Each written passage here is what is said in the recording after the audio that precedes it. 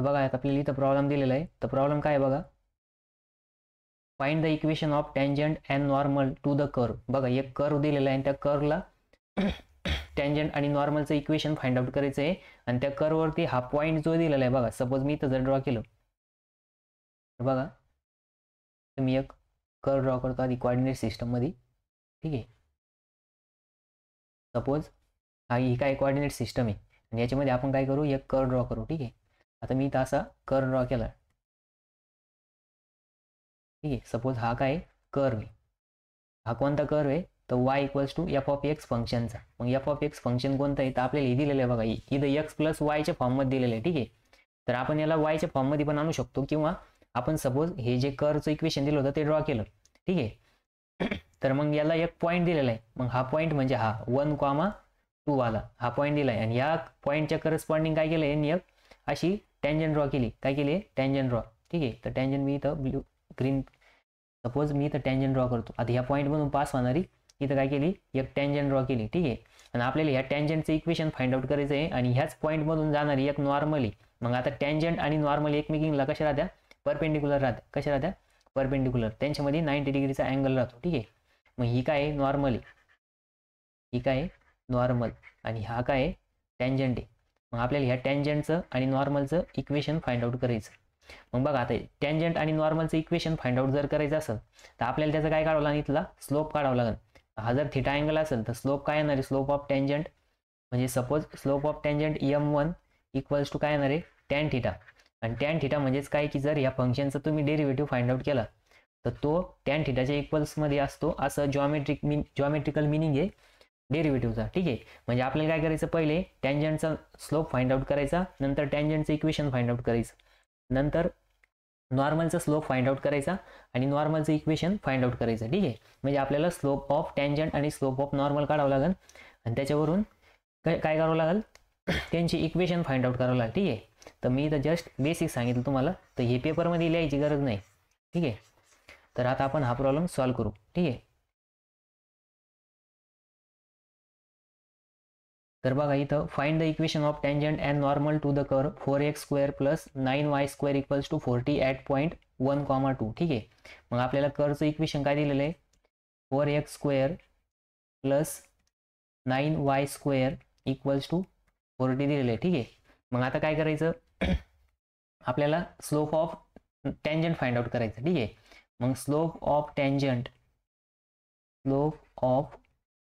Tangent suppose m1 घेऊ, m1 equals to dy by dx. ठीक आहे, ॲट 1,2. ठीक आहे, मग आता आपल्याला काय करावं लागेल, dy by dx find out करायला. मग dy बाय dx कसं फाइंड आउट करायचं, तर हे जे कर्वचं इक्वेशन आहे याला डिफरन्शिएट करायचं. मग इथं लिहायचं differentiate with respect to x. ठीक आहे, मग इथे येणार d by D x of ब्रॅकेटमध्ये 4x² plus 9y² equals to d by D x of 40. ठीक आहे, मग इथं काय येणार बघा, आता डेरिव्हेटिव्ह समेशनचं साईन आहे, सेपरेट डेरिव्हेटिव्ह होणार. म्हणजे इथं येणार आहे d by D x of 4x² plus d by D x of 9y² equals to, आता d by D x of 40 कॉन्स्टंटचा derivative काय येतो, 0 येतो. ठीक आहे, आणि ह्या बाजूला आता हा 4 कॉन्स्टंट हा बाहेर येईल आणि x² डेरिव्हेटिव्ह काय येणार आहे, x⁻n च्या फॉर्म्युलेनुसार n × x⁻n−1 म्हणजे इथं काय येणार 2 × x⁻2−1. ठीक आहे, ब्रॅकेट कंप्लीट. प्लस इथं आता हा 9 कॉन्स्टंट हा बाहेर येणार. आता yचा डेरिव्हेटिव्ह y⁻2 आहे म्हणजे काय येणार 2 × y⁻2−1 into dy by dx. ठीक आहे, कारण की y फंक्शन आहे. ठीक आहे, y काय फंक्शन आहे, ते कोणावरती डिपेंड आहे, तर ते x वरती डिपेंड आहे. ठीक आहे, म्हणून इथं पुन्हा मल्टिप्लाय काय म्हणून कंपोजिट फॉर्म्युला यूज केल्यानंतर ना dy बाय dx येणार आणि इक्वल्स टू ऑलरेडी काय आलं आपलं 0 आलंय. ठीक आहे, मग बघा आता इथं 4 दूने 8 आणि x⁻2−1 म्हणजेच x⁻1 येणार प्लस त्याच्यानंतर ना 9. आता 9 दूने काय होणार 18 होणार. ठीक आहे, 9 दूने 18 y⁻2−1 म्हणजेच y⁻1 लिहिणार नाही आपण आणि हा dy by dx as it is राहणार, ठीक आहे, इक्वल्स टू 0. मग आता बघा इथं हा जो 8x आहे, आता आपल्याला काय पाहिजे, dy/dx पाहिजे ॲट पॉईंट 1,2. मग आता याला काय करायचं, या साईडला न्यायचं, ठीक आहे. म्हणजे इकडे काय राहणार 18y into dy/dx equals to, आता बघा हा इकडे प्लस होता, इकडे आलं काय होईल 0 मायनस 8x होणार, ठीक आहे. त्याच्यानंतर नेक्स्ट बघा आता हा 18y इकडे काय मल्टिप्लाय, इकडे आलं काय होईल डिवाइड होईल, ठीक आहे. मग इथं पुन्हा येणार dy/dx equals to minus 8x upon 18y, ठीक आहे. मग बघा आता dy/dx आपल्याला भेटला, पण कोणत्या पॉईंटला पाहिजे तो 1,2. मग आता 1,2ला फाइंड आउट करू, ठीक आहे. मग बघा इथं लिहायचं dy/dx ॲट x काय 1,2 दिलेलं आहे आपल्याला, ठीक आहे. म्हणजे x आणि y काय दिलेलं आहे, x म्हणजे 1 आणि y म्हणजे 2 दिलेलं आहे, ठीक आहे. मग इथे येणार -8 इंटू x काय 1 आहे आणि y काय आहे 18 इंटू y म्हणजेच 2 आहे, ठीक आहे. आणि इक्वल्स टू काय येणार आहे m1 येणार आहे. बघा इथं स्लोप ऑफ टँजंट आहे m1 म्हणजे, ठीक आहे. मग आता बघा m1 इक्वल्स टू मग इथं भाग जाणार बघा, बे 1 बे 2 4 आणि वरती 4 आहे खाली 18 आहे, ठीक आहे. म्हणजे इथं काय येणार -2 अपॉन 9 येणार, ठीक आहे. याचं जर तुम्ही कॅल्क्युलेशन केलं तर -2 अपॉन 9 म्हणजे आपल्याला स्लोप ऑफ टँजंट किती आला, स्लोप ऑफ टँजंट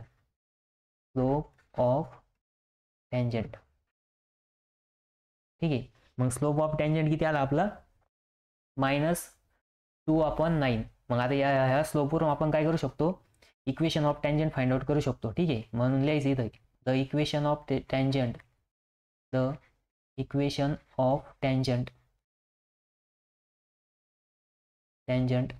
ॲट 1,2.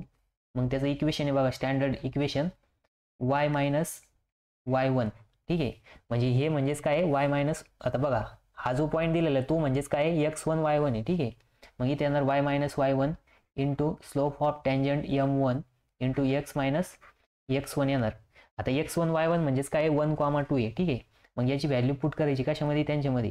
तर मग इथे येणार y minus 2 equals to -2 upon 9 आणि ब्रॅकेटमध्ये येणार x मायनस x1 किती आहे 1 आहे, ठीक आहे. मग हा 9 इकडे डिवाइडला इकडे गेलं काय होईल मल्टिप्लाय होईल. मग इथे येणार आहे 9 इंटू ब्रॅकेटमध्ये y minus 2 equals to -2 into ब्रॅकेटमध्ये x minus 1.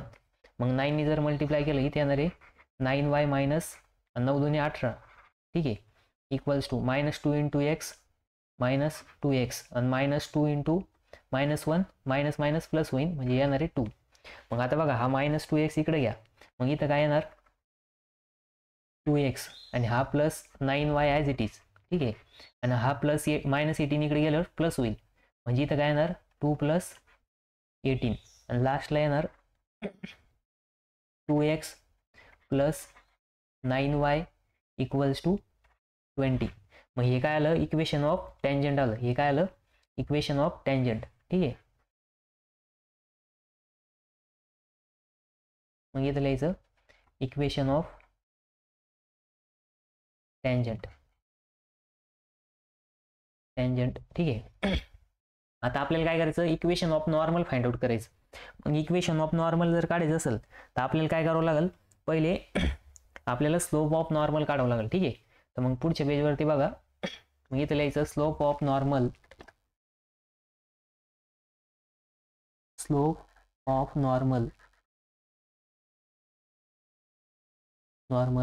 Equals to m2 घेऊ, ठीक आहे. मग दोन लाईन जर एकमेकींना परपेंडिक्युलर असेल, सपोज ही नॉर्मल आहे आणि ही काय टँजंट आहे, ठीक आहे. मग ही टँजंट जी आहे तिचा स्लोप काय आहे m1 आहे आणि हिचा काय m2 आहे आणि या एकमेकींना कशा आहे परपेंडिक्युलर आहे. जर परपेंडिक्युलर असेल तर तुम्ही स्ट्रेट लाईन चॅप्टरमध्ये बघितलं बघा, दोन लाईन जर एकमेकींना परपेंडिक्युलर असेल तर त्यांच्या स्लोपचं जर मल्टिप्लिकेशन केलं तर ते -m1 इंटू m2 जर केलं आपण तर ते -1च्या इक्वलमध्ये येतं, ठीक आहे. हे स्टँडर्ड आहे. मग ह्या स्टँडर्डमध्ये आपल्याकडे m1 ची व्हॅल्यू आहे, m1 किती आहे -2 अपॉन 9 आहे आणि इंटू m2 इक्वल्स टू काय आहे -1. ठीक आहे. आता हे असं ते पेपरमध्ये ड्रॉ करायची गरज नाही, मी जस्ट तुम्हाला सांगितलंय. ठीक आहे.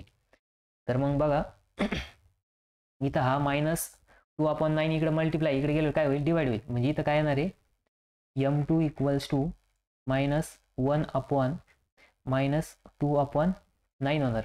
हे मायनस मायनस कॅन्सल होईल आणि हा 9 काय होईल वरती जाऊन मल्टिप्लाय होईल. ठीक आहे. म्हणजे इथं काय येणार आहे m2 इक्वल्स टू 9/2. ठीक आहे. मग हा आला स्लोप ऑफ, हा काय आला slope of normal, slope of normal. ठीक आहे. हा काय स्लोप ऑफ नॉर्मल आहे. मग आता आपल्याकडे स्लोप ऑफ नॉर्मल भेटला आपल्याला, मग आता काय करायचं equation of normal find out करायचं. ठीक आहे. इक्वेशन ऑफ नॉर्मल, मग इक्वेशन ऑफ नॉर्मल काय येणार आहे मग लिहायचं इथं इक्वेशन ऑफ नॉर्मल. मग स्टँडर्ड इक्वेशन आहे लाईनचं काय वाय ॲट इथं लिहायचं ॲट पॉईंट 1,2. ठीक आहे. मग y minus y1 equals to m2, म्हणजे m2 म्हणजे स्लोप ऑफ नॉर्मल. ठीक आहे. आणि x मायनस x1.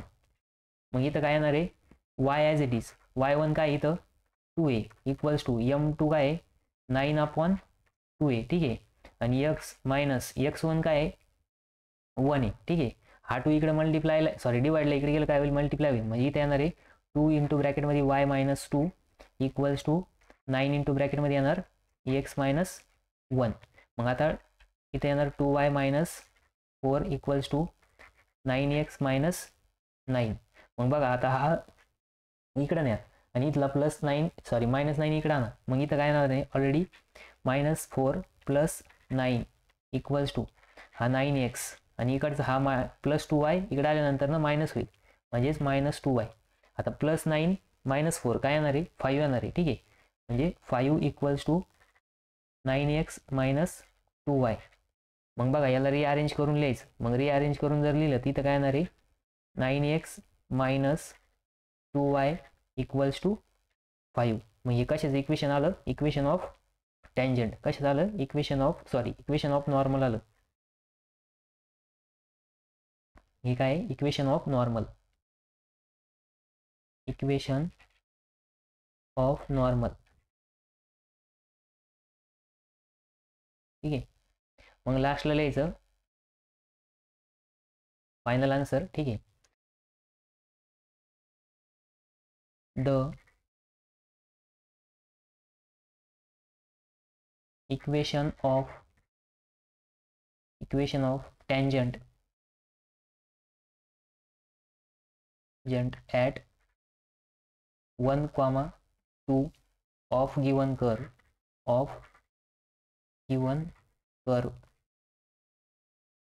is, मग बघा मागच्या पेजवरती काय आलं होतं 2x + 9y इक्वल्स टू 20. मग इथं लिहायचं 2x + 9y इक्वल्स टू 20. ठीक आहे. And equation of normal at point 1,2 of given curve is काय आलं 9x minus 2y equals to 5. ठीक आहे. मग हे दोन काय आले आपले आन्सर आले. बघा असा प्रॉब्लेम 6 मार्क येतो पेपरमध्ये. हा क्वेश्चन नंबर 5 मधला ए बघा क्वेश्चन नंबर 6 मधला ए तर 6 मार्कासाठी आलेला पेपरला. ठीक आहे. तर आपण काय केलं स्टार्टिंगला बघा लक्ष द्या find the equation of tangent and normal to the curve 4x² + 9y² equals to 40 at point. ह्या पॉईंटला काय करायचं होतं इक्वेशन ऑफ नॉर्मल आणि टँजंट फाइंड आउट करायचं होतं. ठीक आहे. मग इथं सोल्युशनमध्ये बघा आपण कर्वचं इक्वेशन लिहिलं पहिले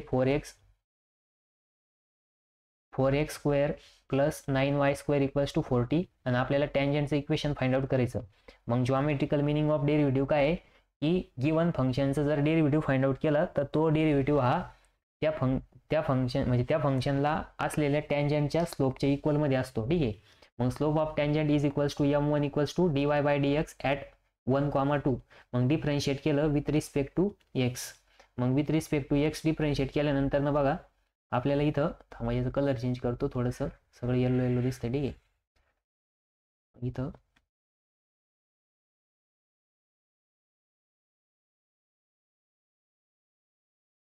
डिफरन्शिएट केलं, मग D by D x of 4x square plus 9y square ब्रॅकेटमध्ये equals to d by D x of 40. मग इथं डेरिव्हेटिव्ह समेशनच्या रूलनुसार सेपरेट केला. D by D x of 4x square plus d by D x of 9y square equals to 40चा derivative आला 0.